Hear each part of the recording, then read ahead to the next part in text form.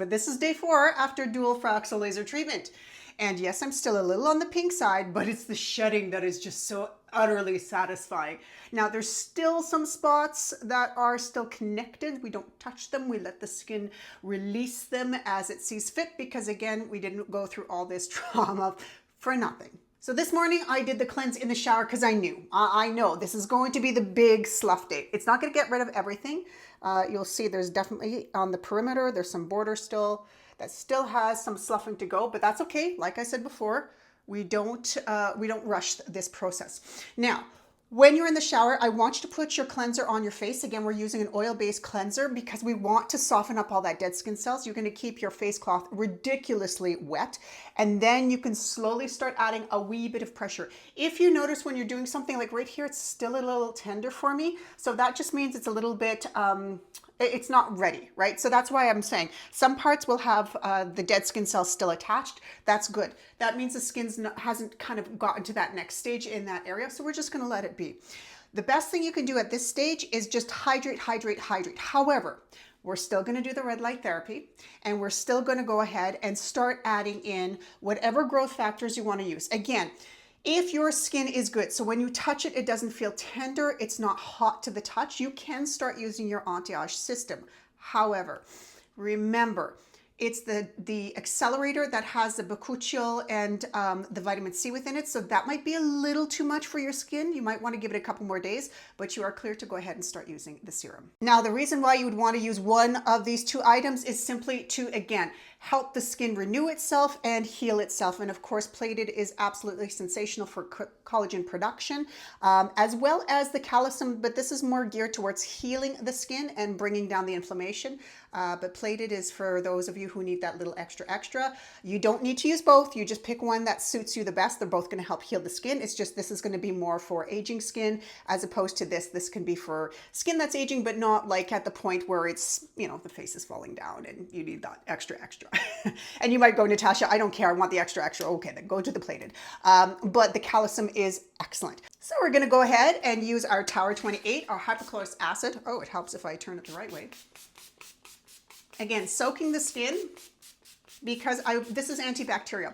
Remember, when you have these treatments done, sometimes it can invoke some bacteria down below or some pimples. And I definitely have one coming in right here. We're not going to pop it. We're not going to touch it. We're going to let the hypochlorous acid do its job. You don't want to use any active ingredients per se. Like the only thing you're allowed to use is an enzyme, but you would have done that in the shower, right? So you can continue to use your enzyme, but whatever you do, I don't want you doing any AHAs, BHAs, or PHAs, and no physical scrubs. So anything with scrubs, we stay away from that.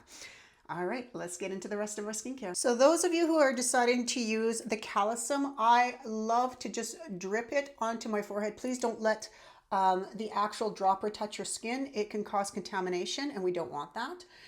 We have to be very clean here. And then I just rub it over the entire face. Yes, you can put it around the eyes. It's completely safe. And then of course, we're gonna go over the face and the neck. So all the areas of treatment. And again, you just wanna go slow. Oops, sorry, here we go. And you should only need about 1 to 2 drops per side, sometimes 3, depending on how big your face is or how big the area of treatment was. So it all depends. And then we're going to move on to the next phase. After you've done your treatment of your growth factor of choice, now you can go ahead and you're going to hydrate the skin with a little bit of a hydrating toner. Make sure there's no acids in it or any enzymes or PHAs. Because again, the whole point of this is hydration, hydration, hydration. Our skin heals faster in hydration mode, not in dry mode. So this is the only time. Remember, we're not using active ingredients except for the growth factors. That's the only thing we're adding. We're not adding vitamin C. We're not doing peptides. Nothing like that, because again, our skin is not ready for that. You will actually cause irritation. It can actually slow down your recovery.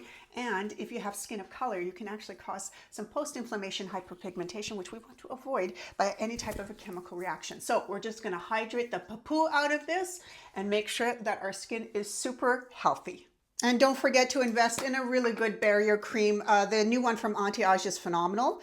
I will also say Skin Fix is fantastic, but again, just you want a barrier repair serum at this stage in your cream, just because it's going to give your skin a little bit more, well, faster. It'll help accelerate the healing as well.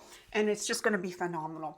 So again, we also want to bring down some of that redness, but everybody is going to be different. Some redness will go down quickly for some, while others like myself who are very pale, it could take a few weeks before it finally goes away. But don't panic. Just because it's red does not mean that your skin isn't healing or that the treatment was too rough. It's sometimes just your skin. So what we're going to do is baby it until it starts feeling like itself again. And then we can slowly go back into our regular skincare routine. Now that's going to look different for everybody. Now, when can you add makeup back into your routine, or at least a tinted moisturizer or SPF, I should say?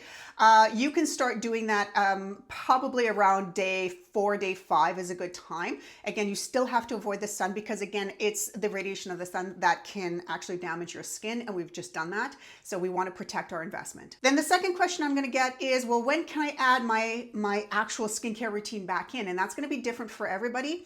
Always follow the direction of your Medi-Spa provider and what they directed you to do, because they know the settings of the lasers.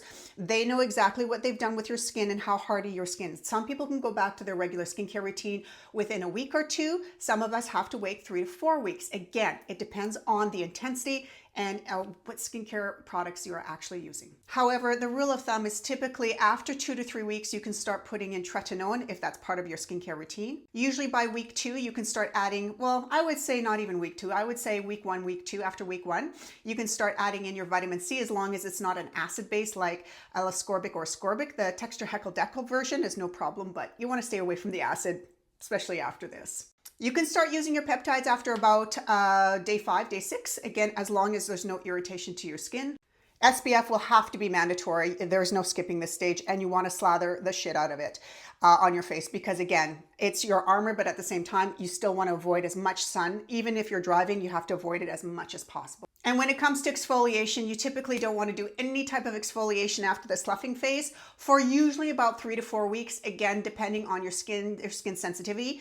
And please don't go back to your original. So if you're using a high percentage of an exfoliant, somewhere between 15 to 20%, you're going to go right back down to beginning at about 5 to 10%. Because again, we have brand new baby skin. We do not need to be aggressive with it. All we want to do is just maintain this glorious investment that we put into our face. And that, my friend, is how you're going to take care of your skin after you've done your dual Fraxel laser treatment or even a good microneedling treatment.